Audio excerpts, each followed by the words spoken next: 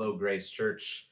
Um, Excited to be able to preach this weekend. We will continue our mini-series that kind of began 2 weeks ago in 1 Corinthians 1:18, focused on the power of the cross. Andrew finished chapter 1 this past Sunday, continuing to confront our pride and how we seek to set ourselves apart, as he read that God chose what is weak.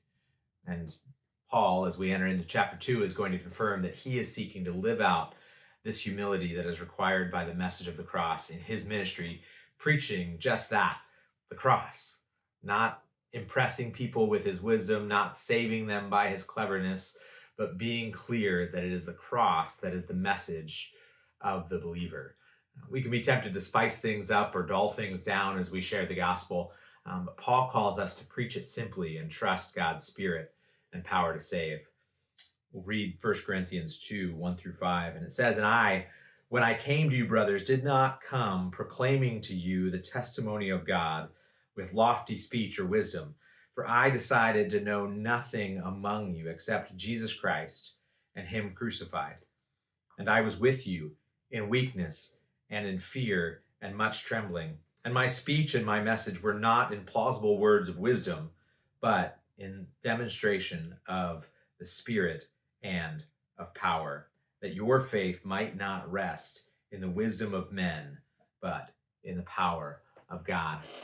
How do people seek to get followers these days? They convince them that they'll be better off with whatever product or process they're presenting, that will fix their issue, that it'll solve their problem, that it'll fill their need, that it'll satisfy their hunger. And they do this in ways that seem clever, in ways that will sometimes satisfy for a while.